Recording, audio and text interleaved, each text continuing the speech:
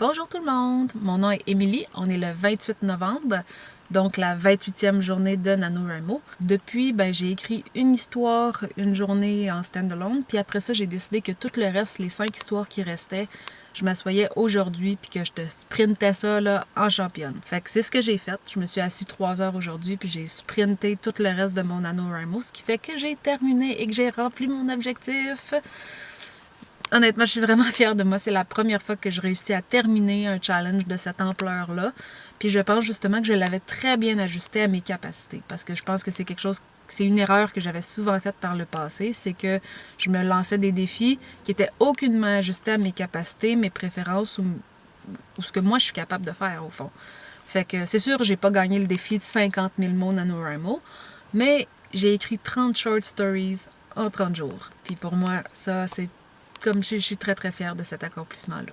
Sinon, j'espère que vous, de votre côté, vous avez soit rempli vos objectifs que vous vous étiez lancés pour le mois de novembre, que vous avez, comme si vous avez gagné ou vous êtes sur le bord de gagner votre NaNoWriMo, il reste 2 jours, je vous le souhaite fort, fort, fort. Toutes mes pensées sont avec vous. Autrement, une chose sur laquelle j'aimerais refléter avec vous, c'est un petit peu qu'est-ce qui s'est produit durant le challenge. Donc, durant la première semaine, c'est nouveau, c'est tout beau, c'était arc-en-ciel, la productivité était là, j'étais capable de faire une vidéo tous les jours. Puis j'ai remarqué au courant de la 2e semaine que bien que l'entrain était toujours là, la motivation était là, on dirait que de garder ce pace-là, j'étais capable d'écrire tous les jours, mais là, faire des vidéos tous les jours, ça devenait de plus en plus difficile. Fait que parce que je sentais que ma routine, justement, normale, rembarquait par-dessus la nouveauté de la chose. Ça m'a amené à la 3e semaine qui a été de loin la plus difficile, la plus difficile. Comme je me sentais pas inspirée, j'avais l'impression que j'y arriverais pas, je voyais pas le bout, j'étais over it, j'étais comme, j'haïs ça, je suis tannée, c'est ben trop long comme challenge, mais j'ai décidé que je persévérais.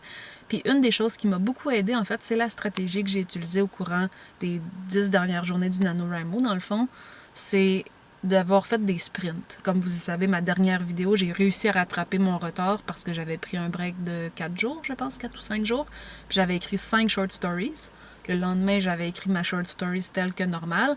Puis après ça, pour le reste du challenge, je me suis dit, hey, Émilie, samedi, là, tu vas t'asseoir, tu as congé, tu vas pouvoir sprinter ça, ça va bien aller. Puis c'est exactement ce que j'ai fait. Puis effectivement, ça a le fait que j'ai terminé le challenge avec 2 jours d'avance. Pour moi, c'était la stratégie à adopter pour terminer ce challenge-là en beauté, pour être capable de remplir mon objectif.